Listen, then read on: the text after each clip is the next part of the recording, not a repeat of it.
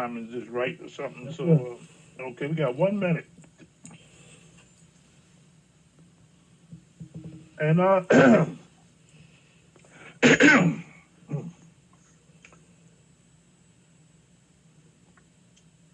I'm Brother Satavi, I'm going to open it up and turn it right over to you, sir. And we All take it right. from the, okay. And but I'm still saying you're still coming in and out. So um, you're trying to limit your movement. I think it's when you move, I guess that's when it happens. I don't know, but so we just play it by ear. Okay, gentlemen, I'm getting ready to start the recording. The recording has started. Hello, this is David Murphy, publisher of the National Black Unity News newspaper, and welcome to our podcast. This podcast is being recorded, ladies and gentlemen. So, if you was unable to get the entire broadcast, it will be available tomorrow in the recording. So with that being said, I want to welcome everybody on the call this evening on the National Black Unity News podcast. With that being said, I would like to introduce my brother, Mr. Satawi Jahi. Mr. Jahi, you got it, sir. Yes, sir. Thank you, David. Okay, as always, open up our podcast with readings from Daily Motivation of African American Success, written by Mr. Dennis Kimbrough. And the reading for this November 18th. Something for nothing. Quote, poor is the man who only possesses money, unquote. C.M. Alexander, entrepreneur. Reading for the day. How much money can you accept? That seems like a loaded question. This acceptance seems to be determined by our own consciousness. Most of us know people who are well off or even financially independent, as well as those who struggle to get by. What's the difference? If a man with virtually nothing is given a large sum of money, it won't be very long before he has nothing.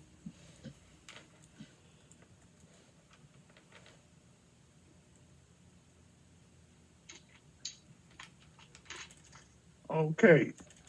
Well, ladies and gentlemen, when you're dealing with a live broadcast, You might want to consider the following survey. Several years ago, we had landed the fortune either through lottery or results of television game shows. The majority of those who had won 100,000 plus or more were near 5 years after their winning. Their standard of living did not increase. Their lifestyles were the same as before. They had apparently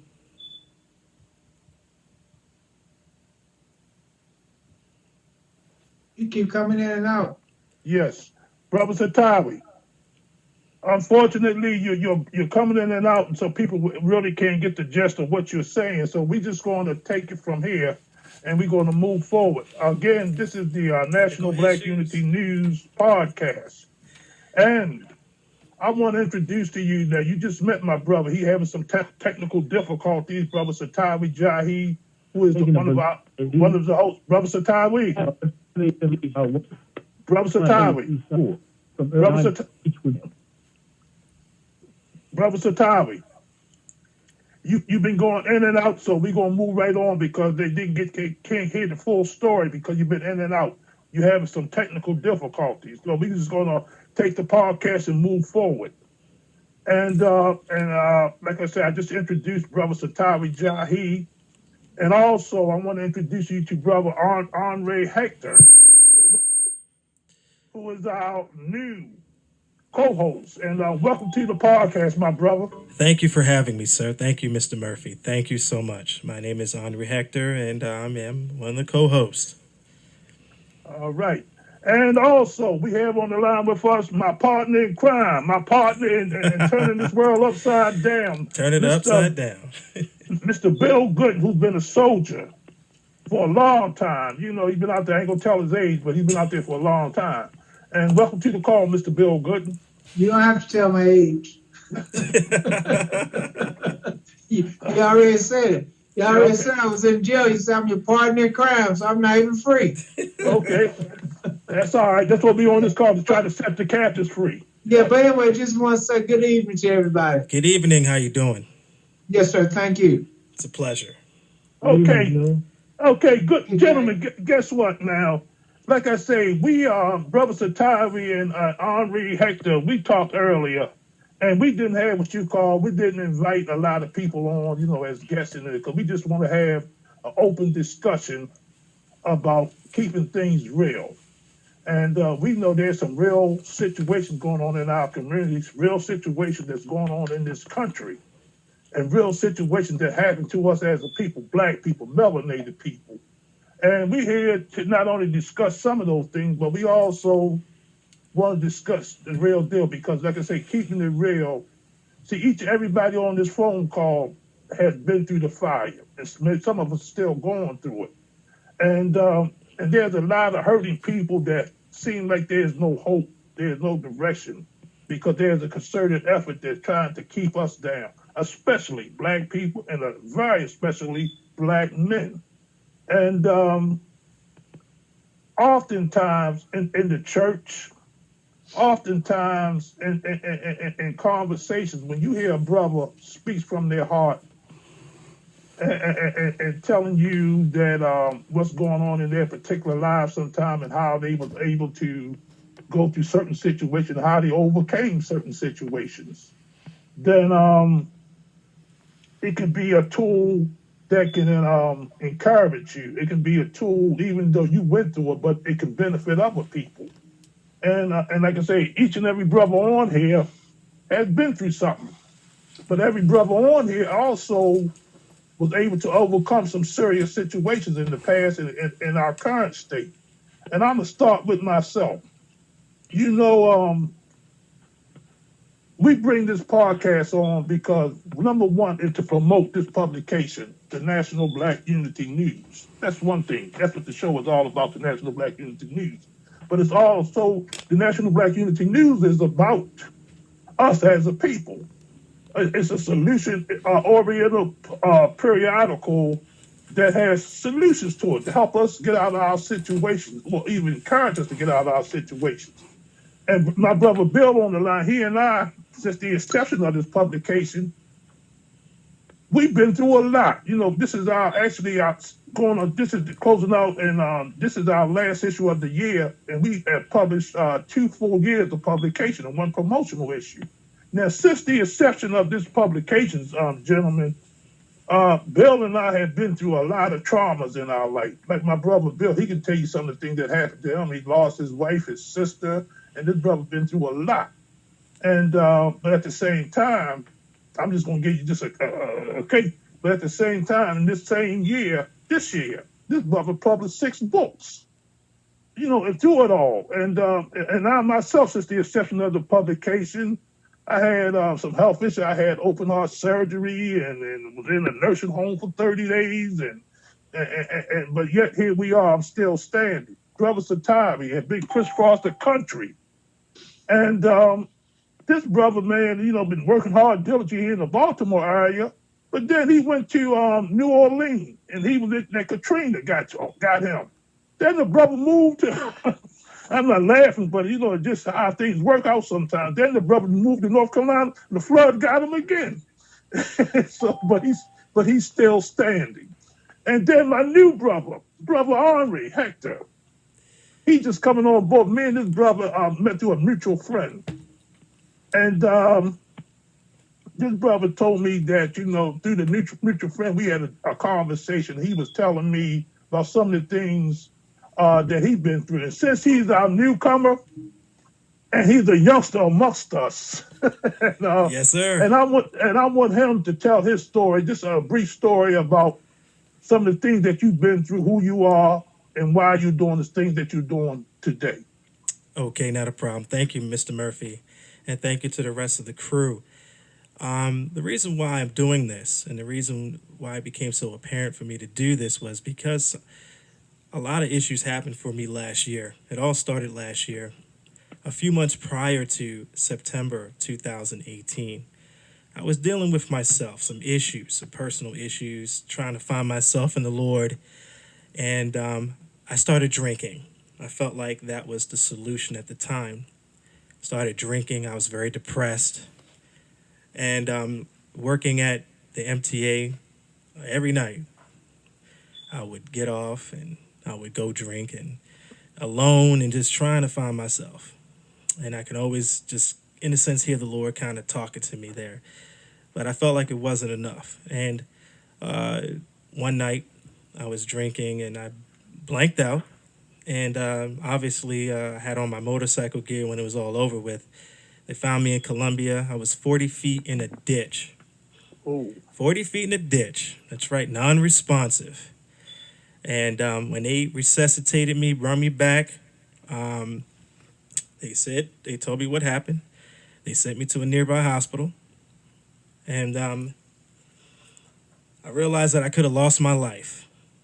That's right. I realized I could have lost my life. And I was out, I had a fractured back, had messed up my shoulder. My bike was totaled.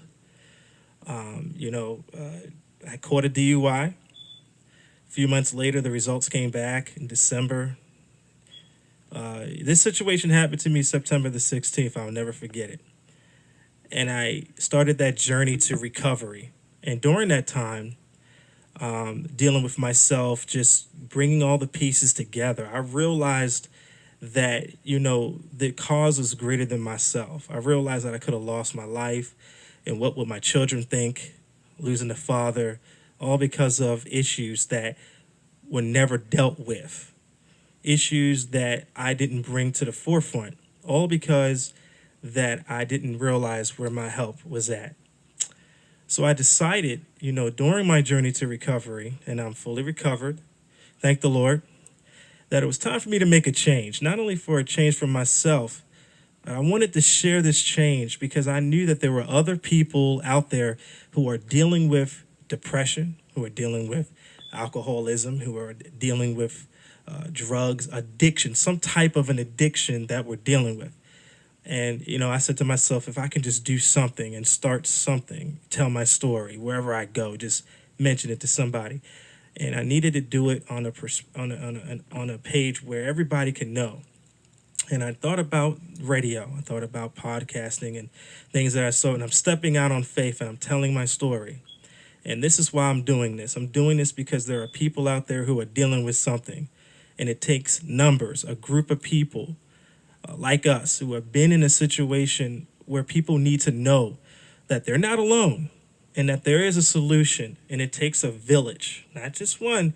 It takes a village, because at the end of the day, I need you. You need me. We're all part of this family. The Bible, there's a quote in the Bible, and it says, as iron sharpens iron, so does a friend sharpen a friend.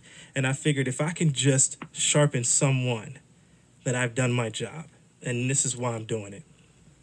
all right. Thank you, sir. And on that same note, my partner, Bill Gooden, as I just mentioned to you, he wrote several books. And one of those books, because relating to this subject matter, is this. He wrote a book about Out of the Ashes. Brother Bill, Yes, sir. like I said, I know you have a long journey. You and I could talk forever, but briefly explain some of the things that you've been through in the last couple of years and why you wrote those books the way you did it. Well, first and foremost, man, thank you. But hey, listen, you can't put me on the spot because it would really take too long to really tell the story, because I was impressed just listening to the young brother talk about his story and, what happened to him, his road to recovery and blah, blah, blah. But you know what I mean? At 67 years old, first of all, I lost my wife May 27, 2018. She had cancer. Wow. For the last 7-8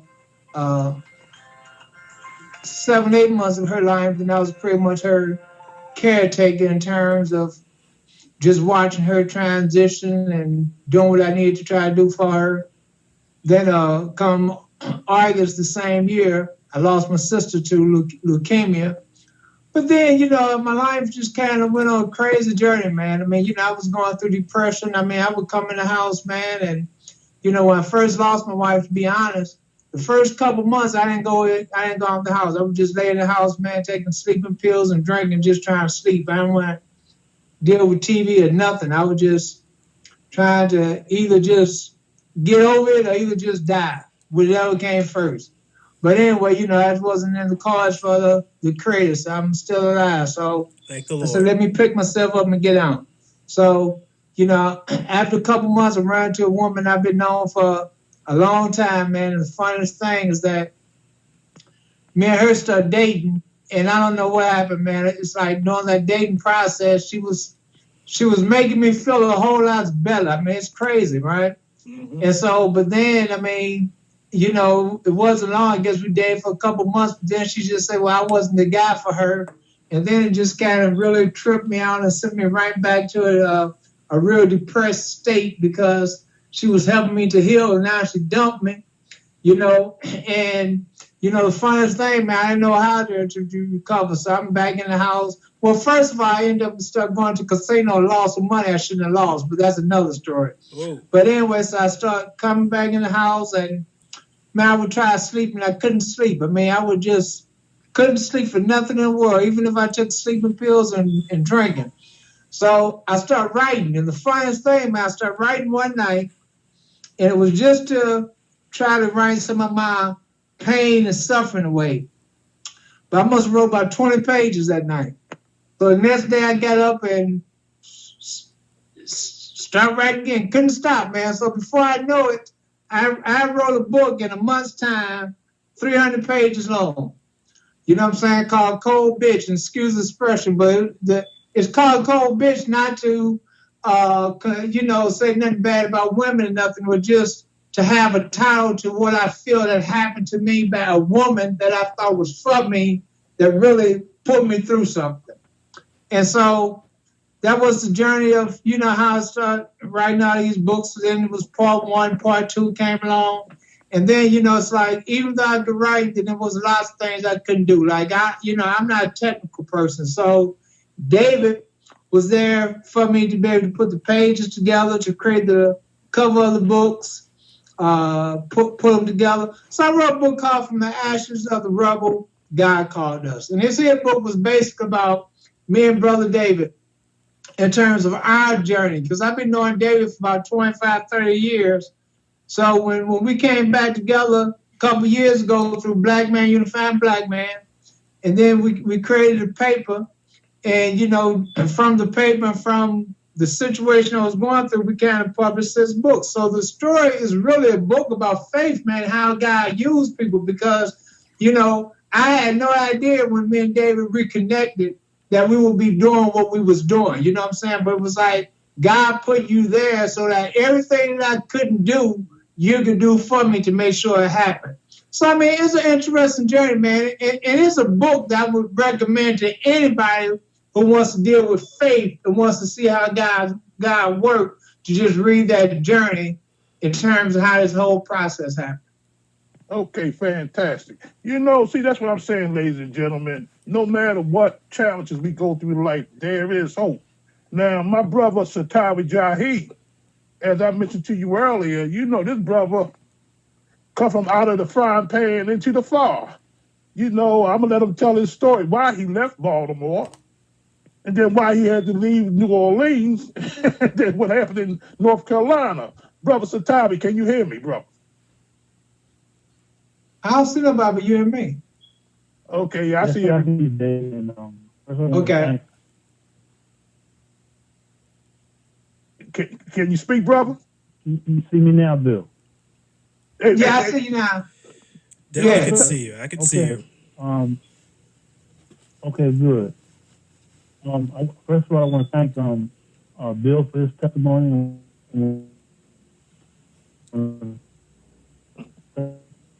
And the situation is this: is me and my wife, we were running a community center in Baltimore City. We had we was able to take over a former recreation center in Baltimore City, and Kurt Smoker gave us the building, and we were constantly looking for ways to move forward.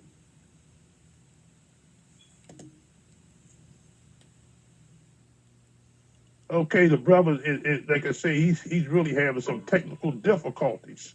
But I'm gonna say this about his journey, until he come back on.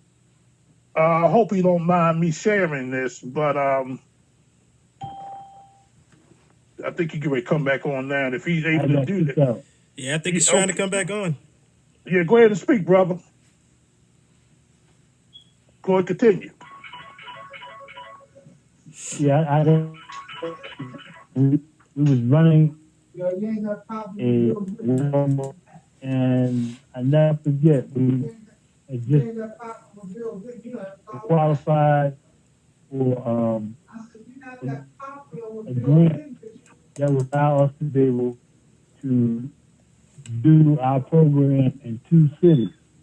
One was the city of New Orleans and the other was the city of Baltimore. And so I had been going back and forth to New Orleans. And while I was away in New Orleans, our daughter had gotten shot by her.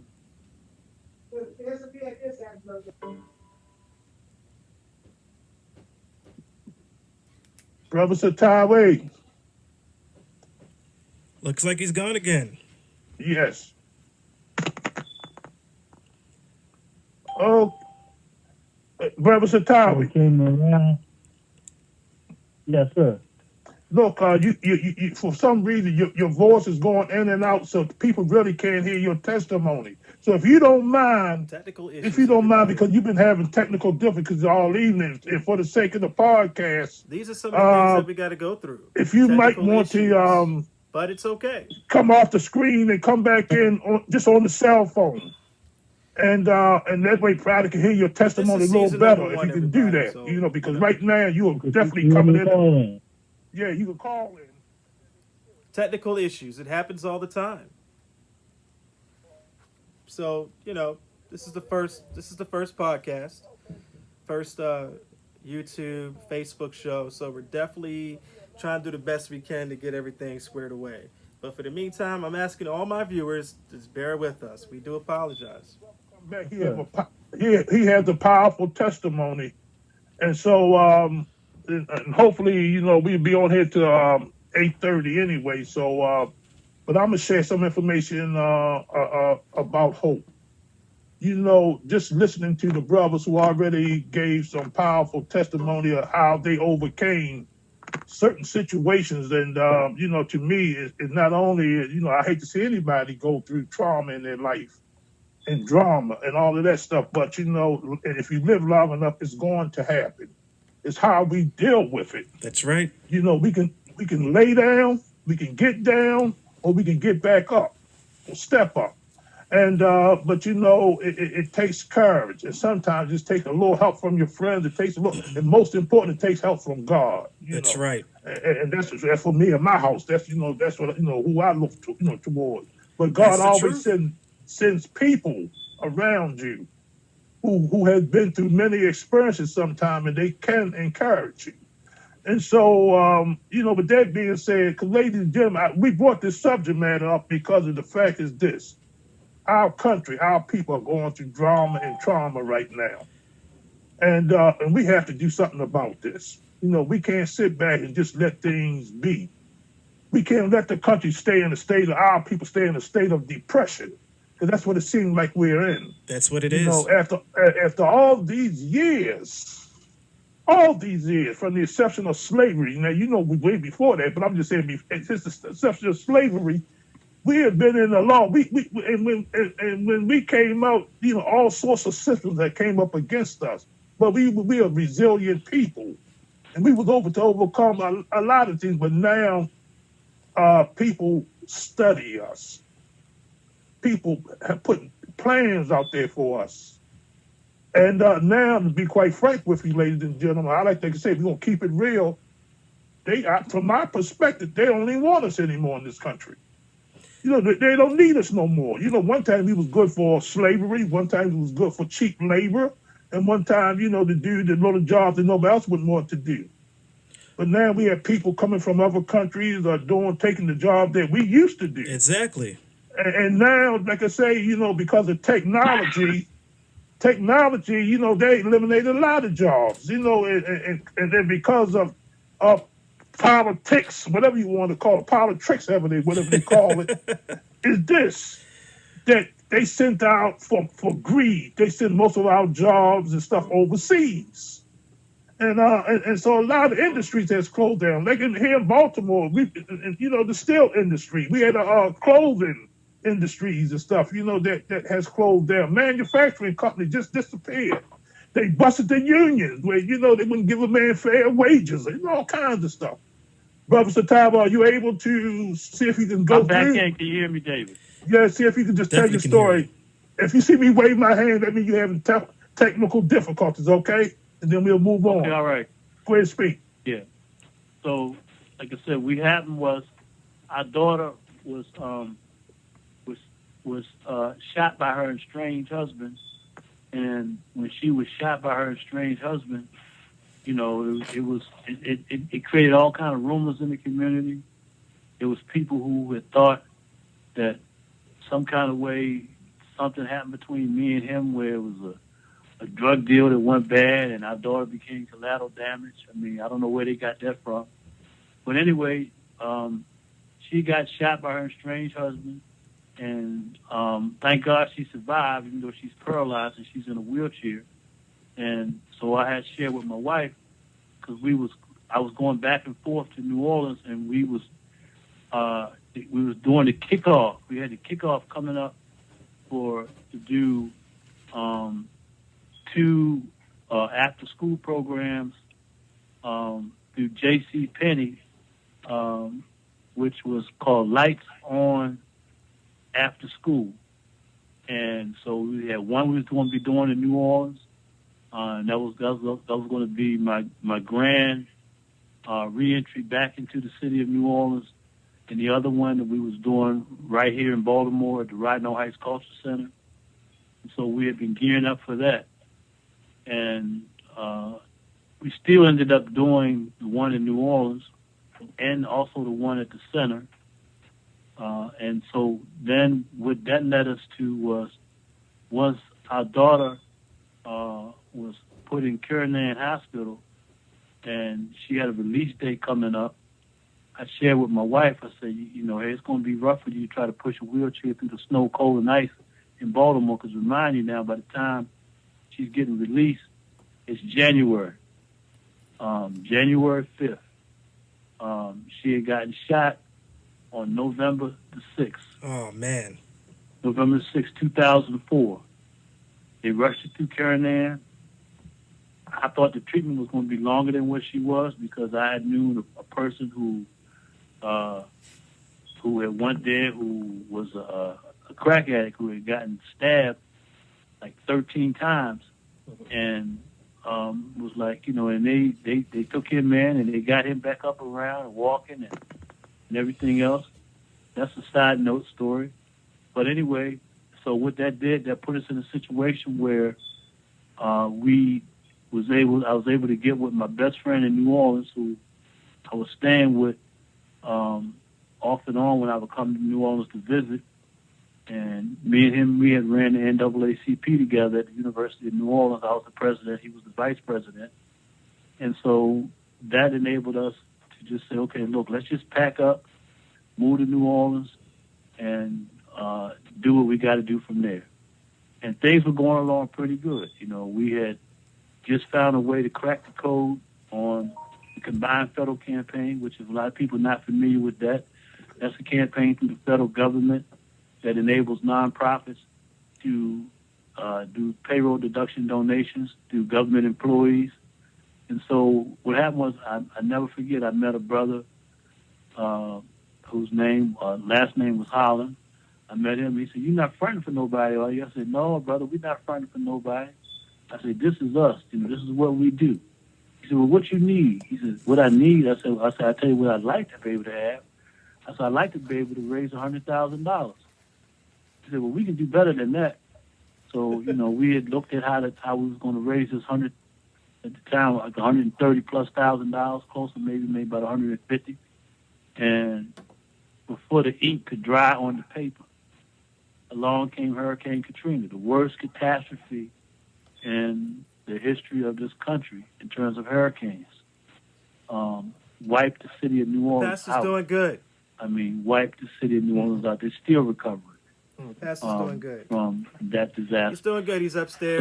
So He's taking it easy, packed up, relaxing. I've been helping him. So the pastor's doing good. I- Everybody we need that is listening, roll on back up on the pray East for our Coast. And what pastor, happened Pastor was Adrian Barnes. we It's been a little bit under the we, weather, we, but God we got is good. we He's got been together taking with care of this him.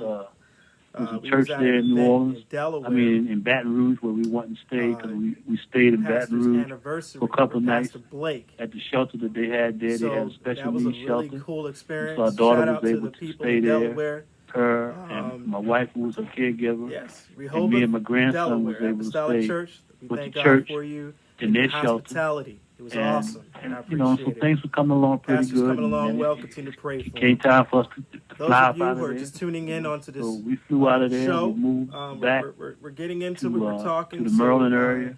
Tell your friends We about moved it. Come into on, we're the really Owens Mill getting area. educated, and we're just And having so fun, just living talking. in Owens Mills, Shout out to we LaShawn. happened What's to going get on? discovered Hope everything is by good with you.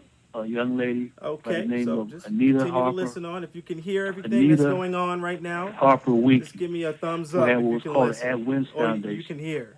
And she helped us be able to get a house in the city of Rocky Mount, North Carolina. from the LaShawn, are city you that she able was to hear born- them, the born conversation, in. what's going on? And they grew up in. And, she was touched by our story. Just give me a because thumbs we up didn't if you get no can hear, FEMA okay? money. We got 2 checks from FEMA. That was it. I can't say we didn't get any FEMA money, but we got 2 checks from FEMA. That's what we got. Check for $2,000 and another check for $2,000. And, there was a lot of things that was going on for people all across the country who were Hurricane Katrina evacuees that received a whole lot more than what we did. And so she helped us find a house. We moved All right, into so you that can hear house, the conversation. and we stayed. In That's good. I'm glad you can hear. I'm about to turn it back up so you can hear some more. What's going on, man? Alonzo. Trying to do this radio station, man. First time on the air. We're trying to do our thing. Little technical issues, but we're coming along. So I'm going to get back into the show so you guys can hear what's going on. and dealing with all of that. And then we got introduced to the National Black Unity News through old friend and confidant, Mr. David Murphy. And so that's sort of the short side of the story. I mean, there's a lot more detail I could put into it, but that's, and the thing is that one of the things that we've always wanted to do was to be in a position to be able to help struggling black nonprofits with being able to raise money that can enable them to carry out their mission. And so, that's part of what we're dealing with right now. We're involved with a program called the Vortex, which is helping people save on their travel and their vacations. And we have a new campaign with our corporate company, Surge 365, called Healing Nations with Vacations. All So right. that's where we're at. That's what we're doing. And All the way from Chicago. God glad bless to you, be able Chicago. Man, you guys have blessed me at your church. I love the church at Chicago. Shout out to Bishop Wilson. Bishop Wilson, God bless you for all your hospitality and your wife. The food was amazing. The food was amazing. So we're getting back into the show. Shout out to everybody who's checking in. But I do know one thing.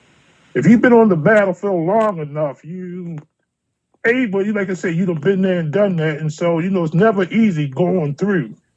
But you do know, like I said, as I look back over my life, I have a saying, and it's not my saying, but they say, this too shall pass. Something going to give, if we don't faint not. But we're coming to the top of the hour. And but I just want to share this to the listening audience. Now, I'm going to open up these lines. If anybody else want to chime in, I see several other people online, and they kind of muted out. And if you want to share some information with us, you can speak now, or and I'm trying to unmute some of these people, and because some of the people got their own self muted out. And so if you want to speak, unmute yourself, *6. And if you want to chime in on the conversation, you're welcome to do so. And so, this is Sharia. How you doing, Sharia? I'm good. How are you? I'm doing excellent. And Hey, Sharia, how you doing? I'm good. That's good. This is Bill Gooden. Hello. Y'all gave some powerful testimony. Well, and guess what? Thank you. And guess what else? And Sharia got a powerful testimony. Tell who you are, what you do, and why you do it. So I am the author of God Ain't Done With Me Yet, Uniquely Blessed, which details the journey of a miracle baby who was myself, who wore 1 pound and 11 ounces at birth, tiny as a cricket that could fit in a shoebox. I talk about being blind, going through public schools, overcoming many challenges, from family strife to depression, setbacks. But lo and behold, I'm able to bounce back to my vibrant self, overcoming bad relationships, single parenthood, you name it, I've done it. My second book is I Decided to Make Jesus My Choice, Praise and Devotions, which is a devotion that provides strength and wisdom. And while shedding the good news of Jesus, it encourages the believer to enhance their spiritual growth and encourages the non-believer to get to know Christ. I have T-shirts that says God Ain't Done With Me Yet, A Heart With Wings, and Uniquely Blessed. And I share all of this because I want others to be blessed through my testimony, because you never know what someone else has gone through and how your testimony could be a blessing to others to get them through the things that they've gone through. I've also am the niece of Rico, who is the founder of God's Given Hands, which is my passion. So I help him a lot with feeding the homeless. Every third Sunday and fourth Monday. And my website is https://uniquelyblessed1.com. Say that one more time, please. https://uniquelyblessed1.com. And I've also wrote an article in the issue that came out in the National Black Unity News. And I also was on the Finance Hour with Mr. Randall to share my testimony. Well, again, Sharita, thank you for your input. And I think you are one powerful young lady, because no matter what happens to you in your life, you found a way to press on, just like the rest of the callers on here that had shared that information with us. See, it just goes to show you life. And like I said before, in life, there always will be challenges. If it's not happening to you personally, it's going to happen around you. And so, prepare yourself, because like I said, there is always hope if you know where to look for or whom to look to. And like I say, God has always put people, especially, I can't speak for nobody else, but around me, that has always had people, like I say, who have been through some things and they live to tell about it. And Brother Hector, like I say, again, brother, I appreciate you for being on the call this evening and our new co-host, because I see good things happening for you in the future and with us, working with us. And thus far, now you just met a couple of our participants. Matter of fact, Brother Bill Gooden is the editor-in-chief of the National Black Unity News. Brother Satavi is national editor in the travel section in our publication. And so the National Black Unity News, like I said, is a publication that is circulated nationwide. And I like to say, it's documented that we're the number one nationwide black newspaper in the country.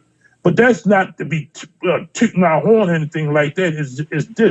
It's a sad note, because we own less than 1% of the media. So we have a small voice. And see, and this is one of the reasons why we do this podcast, because it's still it's a voice, and you never know You never know who will be listening in because, like I say, tomorrow when we blast this thing all throughout the nation, because this podcast is being recorded. And Brother Hector, now that you have met some of the people that's on the line already, and like I said, you just recently went through some things. What is your take on some of the testimonies and how you view that personal? Okay, so how do I view this personally? It's amazing to hear the testimonies and the all of the success that's been going down. I'm sorry for the loss of the gentleman who lost his wife, I believe. But the thing is that you're still pressing on, you're still going, and that helps me to keep going, because even though we may lost some things, it's a gain in a sense, because we gain something out of every loss. We have the memories, we have what it takes to keep moving, and God sets us up with people again to give us that sharpening that we need. So all of these testimonies today, I want to thank you all. I appreciate the testimonies. It really helped me out, and it is giving me the encouragement to continue to move forward. And like I said, to help everybody. At the end of the day, it's about sharpening each other. Okay. If anybody else want to chime in, just speak up, and if not, we will just continue on. I just heard somebody. Somebody want to say something? Okay. With that being said, ladies and gentlemen, is this. Like I say, we presented some things to you that, like I say, in our personal lives, but now speaking on a collective basis, us as a people, like I say, the nation is in trouble. This nation is in trouble. And from the leadership all the way down. But our people, black people, melanated people, with the roots out of Africa, us, people that look like this, is going through some serious trauma. Here in Baltimore, for the last 5 years, we had 300 plus murdered. But I can't even begin to count how many people that were shot, hurt, maimed, and whatever. How many people were burglarized. I don't, just so much trauma going on. And like with the National Black Unity News, we like to be solution-oriented. And so that's one of the reasons why my brother Bill Gooden and I, we published the National Black Unity News, because it's solution-oriented. We have a host of people in this publication that bring out information by us and for us. And our goal is to give information out to our people that can enhance their quality of life. And with that being said, now the National Black Unity is just a tool. It's just one tool in the arsenal that because there's so many things that need to be done in our community. So with that being said, I'm going to open up the line for discussion is, what do y'all think that we should do to uplift our people, not only ourselves, but our people? What kind of idea that you may have that could benefit us as a people? Anybody can jump in on this. Well, I'm going to just say this, because I have to get ready to get off in a couple minutes. But I'm going to just say this. First and foremost, I just want to thank everybody. So when we say what kind of solutions, I always say it's not no one solution to get us from where we at, because it takes lots of things. But our main thing is that we have to recognize that we had to be able to unify with each other, because everybody got something to bring. You know what I'm saying? But, we have to have it in terms of a real unity. So, like, if we know somebody within our circle that's got a restaurant, and we decide we have to go to a restaurant, then we have to go to that person's restaurant, because we need to help to empower them, which means that their revenue will become larger, so they can even hire another person. That's right. So we have to really start doing business with one another on a serious basis, and at least within our circles. And then we have to expand our circles out and bring other people in to do business with us. That's and right. we doing business with them. And I think that we're gonna start to grow ourselves like that.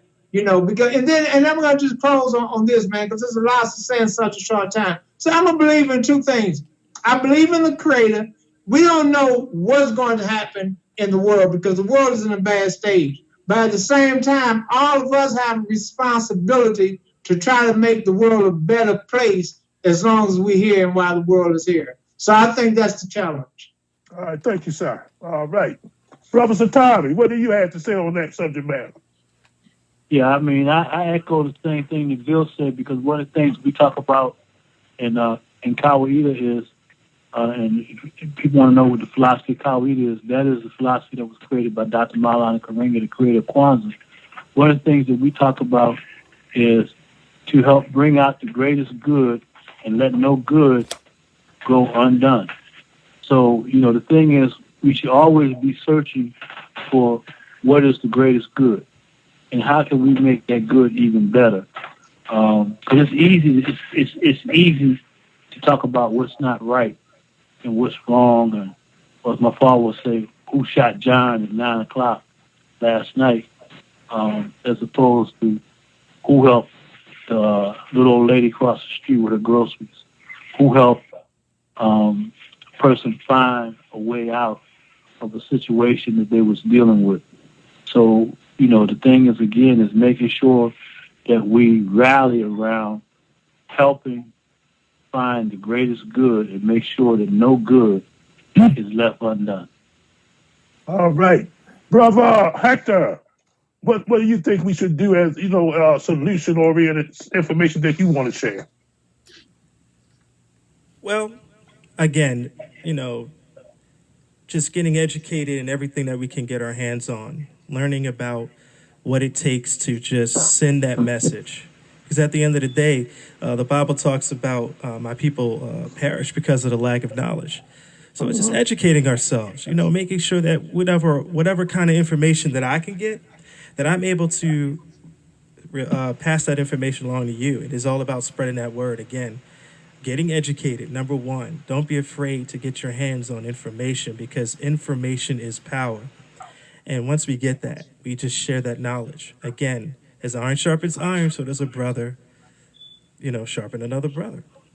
Okay. With that being said, speaking about brothers, I got Bill before Bill leaves here.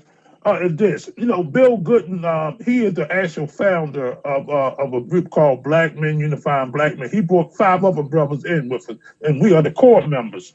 And we have a thing where we give a breakfast every first Saturday every month. And I would like to invite you, Hector, to our next breakfast if you're available, and help put the word out. Bill, elaborate. Yeah, okay. Hey, Bill, elaborate a little bit on our breakfasts and why where you got that idea from.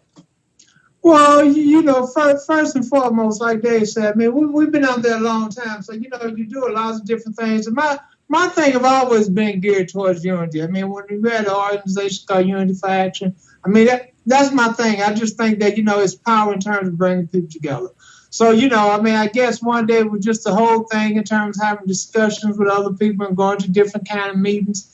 So I said, well, maybe we need to just have a meeting with all black men, and we need to come together on a regular basis just to start breaking bread and start trying to at least meet each other and have relationships. Because ultimately, I mean, personally, within my everything I believe in is that we're gonna either be saved through the Creator, or either we have to save ourselves. And when I say save ourselves, black men have to have a real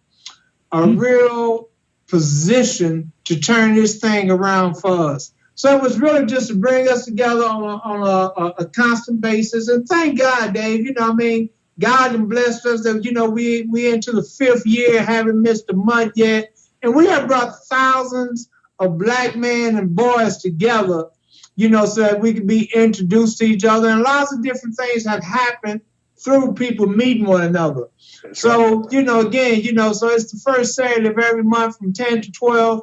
And as Dave said, Hector, we sure would like for you to come and, have that experience to, network with lots of other black men. And so that's the whole reason. I mean, that's the vision behind it. Okay, and guess what else? See, this is what you see. When Bill had that exception, we never knew this is not going to be our 58th breakfast. I think it's coming up. 58 consecutive breakfasts, and a lot of things that came out. Even the National Black Unity News came from out of that exception. And not only that, there's a bunch of brothers they just finished walking, I think, around the city tonight. Hundreds of them. Right. And Dr. Andre Butley, who's heading that thing, is one of the core members of Black Men Unifying Black Men. There was another organization called Kioba and everything else. It is a spinoff from Black Men Unifying Black. There's so many businesses and organizations that took that concept. And people used to ask us, what are y'all doing? What's y'all agenda? Bill just told you that just for black men to come together to meet one another, get to know one another. And out of that concept, a lot of things have taken place out of there. A lot of things. People have met one another they never met before. Businesses have spurred up from it. Organizations has kicking off from it. And see, like I said, that's a solution oriented because, see, ladies and gentlemen, is this. You never know. First of all, you just have to take some action. You just can't just talk about it. You have to be about it. And because Bill took that action, right now we are doing this podcast. This is a spinoff of it. And so, so it's a lot of things that when you put your finger into the ocean, you alter that entire ocean. That one little dip, you change the whole complex of the ocean. Like I said, and other cities have also, we know of in Philadelphia and supposedly Atlanta. I mean, I don't know about Atlanta, but we know about Philly. Right. So other people have took the concept, and if you pay attention to Facebook and social media, then over the last 2 years, I've seen a whole lot of people doing things around black men. That's right. So, I mean, so you always just thank God, man, that, for whatever we can spearhead or whatever you help to create. So I would just like to think that, a lot of other things have started because of what we started. And on that same note, I'm getting the feedback, but in any case, on that same note, ladies and gentlemen, is this. See, Bill, because I'm just using him as an example, he could have just kept that concept and say, well, I'm just do for me and myself, survive for myself. But see, God has always raised up a group, a remnant of people that have a heart for the people. And me and Bill had a discussion early this morning. See, it's not about money. He does this from the heart. He don't get paid from doing this kind of stuff. This is just stuff come out of his time, effort, and stuff. And the same thing with Brother Satabi. When I first met him and his wife had opened up their homes to children, and I was so impressed with them. Because they had dedicated their lives to children, and they was not getting funding from all of these different people. They got a little bit here and there, but they took whatever they had and shared with their children. They even helped raise some of my two children. Went to their, and things. And I seen the struggle. So where I sit at, I see so many powerful people doing so many wonderful things. But we have to keep in mind that even though we're doing wonderful and great things, and a lot of us have went to the route where we expect government and certain kind of organization to fund us. But you have to understand, but when you get funded, there's nothing wrong with it. Do what you have to do to survive. But there's strings attached when you go that route. That's right. There's always strings attached. That's right. And on the other thing is this. They have, not that I can recall, they say nobody's coming to save us right now. Only God can save us. But there's no other group or race of people coming to save the black man. Matter of fact, people are using the black man for consumerism. That's what we're used for. That's the only thing they see good from us. Like I tell people all the time, I'm going to keep on saying, why do you think they set up shops in our neighborhoods? The ghetto, as they call it. And set their businesses up. People got to wake up. People definitely got to wake up. I mean, especially our young people. There's got to be an outlet where we can reach our young people. Because I work at the MTA. I go and I see so many young people with blinders on, not being open to what's really going on out here in the world. I mean, this is our future, and we definitely got to do something about it. Yeah. Well, we can do something. Especially Bill will tell you this too. So will Satabi. Brother Hector, sometimes when things, I know, you and I spoke, but sometimes when something is on your heart, I believe that's God telling you you need to do something about that, Hello, Truth. What's going on, boy? I hope everything's good, buddy. If it's penetrating your heart, and if it's penetrating your spirit, then God is trying to tell you something. And like I said, you never know. Just like I said, I use Bill again as the example. When he came with the concept of black men unifying black, he had no idea that all of this stuff would have taken place these 4 or 5 years later, and still going forth. That because he took action, Brother Satabi, and this brother had touched so many children. and we never know the outcome. Brother Satavi, I want you to tell a quick story, real quick story about one day you was walking down the street and you thought you was about to be robbed. Just elaborate on that a little bit.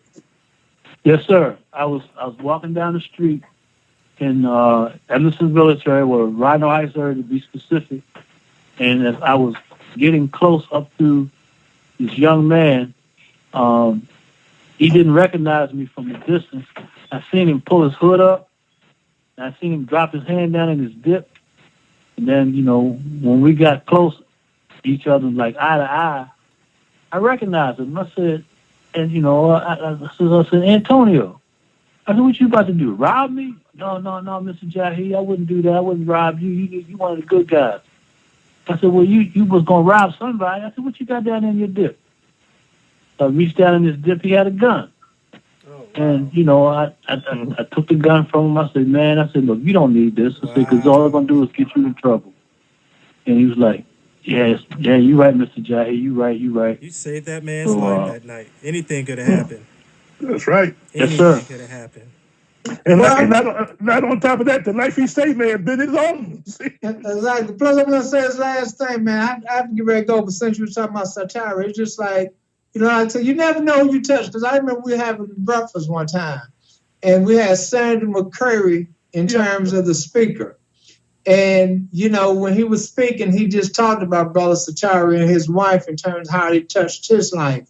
But I'm just saying, so, years later, this young man is a senator, you know what I'm saying? So, when Satari and them was back then, he was a young boy, he had no idea the influence and the impact that you would have on somebody else later on in life. So, all of us, man, have to continue to do what we think we can do and what God, because like I always tell David, for me, my prayer is always this, man. I mean, you want money because you need money, but my prayer has always been this. I just want to fulfill my purpose that God gave me on this earth. And if I can do that, I'm okay. All right. Wow, just thinking about that, everybody's here for a purpose. I hear people all the time. They're like, well, what on earth am I here for? And the truth of the matter is, what you're here for, you're here to enlighten everybody else. Like I said, we're all brothers and sisters one to another. You're not alone. And I want everybody out there to know that you are not alone. There is help.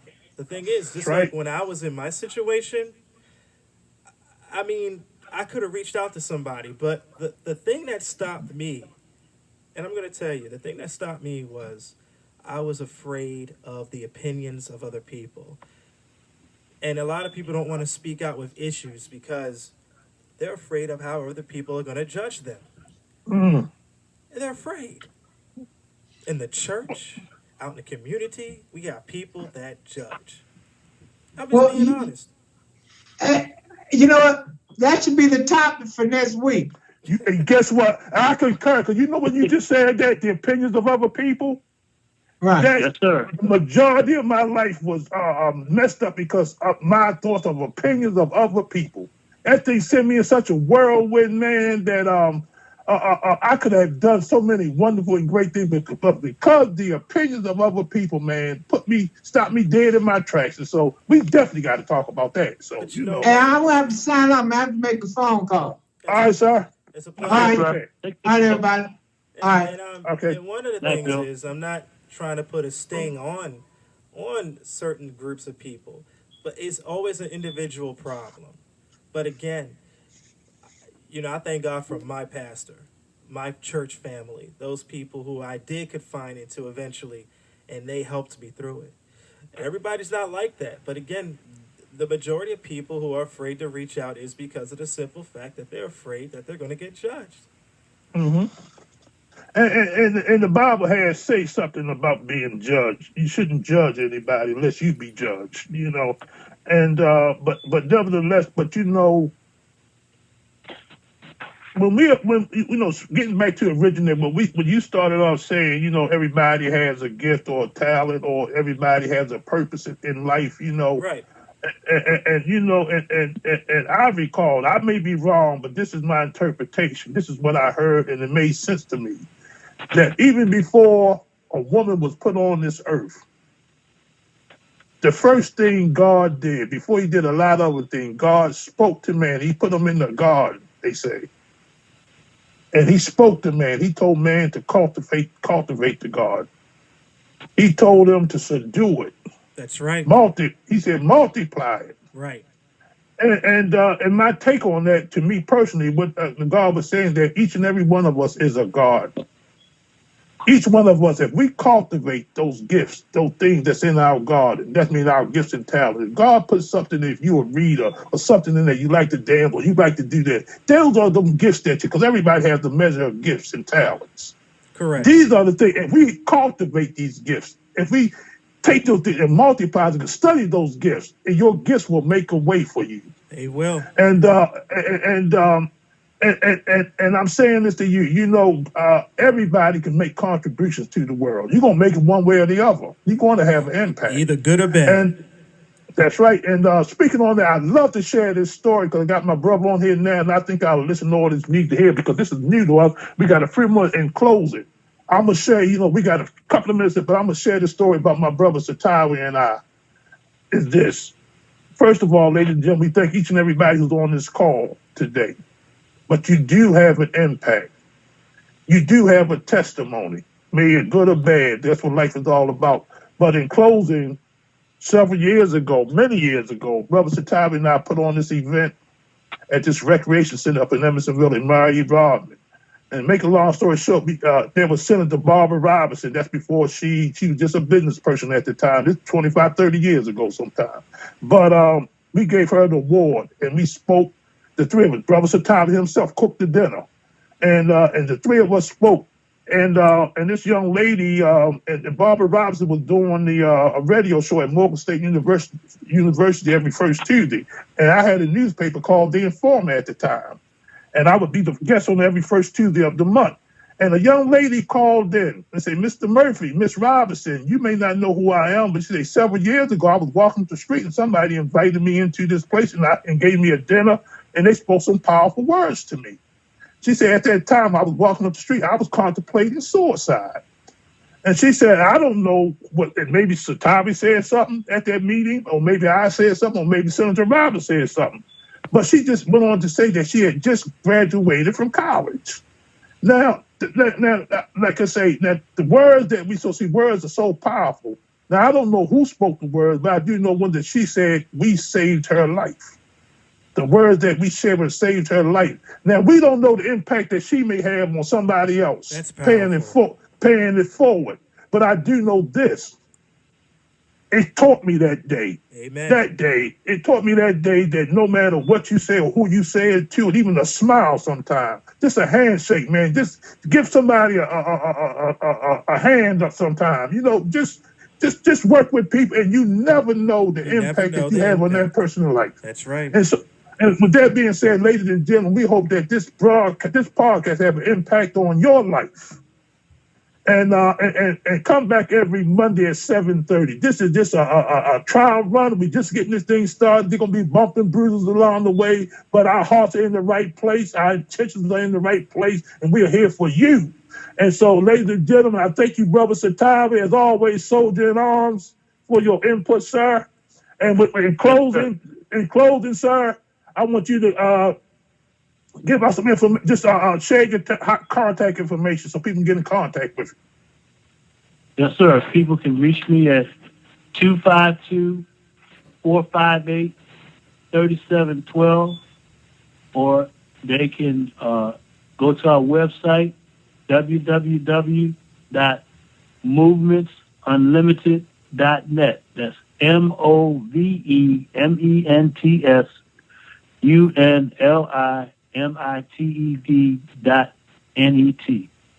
All right. That's how people can contact us. All right, Brother Hector, you want to give us your contact information? Yes, sir. This is Onri Hector. Pretty much you can reach me on my website. It's at ONRIHECTOR.com, OnriHector.com.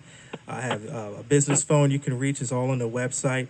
If you want to email me, you can reach out to me at OnriHector6@gmail.com. You can reach me on Facebook, Onri Hector, and Instagram. just continue to check me out. All my updates are going to be on the website as soon as I finish with this show. It'll be posted on the website. You can reach me there. Thank you. All right, and this is yours truly, David Murphy, publisher, the National Black Unity News. And I can be reached at 443-455-2373. And our website is TNBUN.com. That's the National Black Unity News.com, abbreviation TNBUN.com. And our nationwide Black Business Directory is TNBUNdirectory.com. Call me at 443-455-2373. Ladies and gentlemen, we thank you for your participation. Come back the same place, the same time next week, 7:30. And I appreciate my co-host, Brother Satavi Jahid, Brother Onri Hector. With that being said, good night, ladies and gentlemen. Good night. Good night, David. Good night, Henri. This session is no longer being recorded. Henri, is that a tennis racket in the background? Yeah. Yes, it is. Yes, it is. Yeah, we're no longer on recorded, so we good, man. You can talk. Yeah. I grew up playing tennis. Okay. I played tennis back in high school, so Lake Clifton. So did he. Okay. I was number one for Emerson High School back in 1970. Okay, that's cool. Nice. Yeah, I was one of the top 10. I was one of the top 10 high school players in Baltimore City back in 1970. Awesome. Okay. All right, maybe we need to go out on the court and handle some business, I'm still a young man, see what you got, I'll give you a run for your money now. It's a time. I got some vitamins, man. Yeah, I probably would need them, brother. Oh, man. No, but once you're in the game, you like I said, your heart and mind is still there. Your body may need to catch up a little, but Hey, that's why they call the older people because they know the way, but I'm young and I'm strong, you feel me? Sound like a challenge to me, though. But I'm just saying. All right. Hey, so Tommy, you better represent, brother. You better represent. Okay. Better get some Okay, gentlemen. Yeah, but gentlemen, even though we had a few bruises in there, I think it went all right, though, and once I called in, my video stayed on. Okay, yeah, see, that's what you're gonna have to do because So that's what I have to do is just call in and then come in with the video camera. Yeah, because then you ran smoothly all the way through since you did that. So if that one works, let's use it. Okay, brother. All right, gentlemen. All right, I'm going to get me something to eat. Me too. All right. Take care. Take care. Goodbye.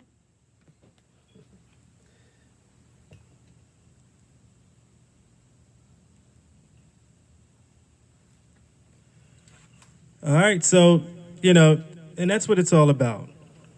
We're finished with the podcast. I hope everybody enjoyed themselves out there. I was multitasking. I was doing so many things. I mean, I'm talking about on YouTube. I was on YouTube, Facebook. I was online radio. So I hope everybody enjoyed themselves. I hope everybody got something out of the podcast, out of the information that we were giving out. It was very good information. And one of the things that I wanted to just piggyback on, everybody is, they deal with struggles. And you heard some of the testimonies. And I hope these testimonies enlighten you. You're not alone. I want to let you know you're definitely not alone in your situation. In whatever situation that you're dealing with, it can be helped. And again, I always go back to the Bible says, as iron sharpens iron, so does a friend sharpen a friend. You are not alone. Right now, it's all about equipping and aiding and giving people what they need to be successful. I don't know if you guys checked out my webpage, but I said some things on there.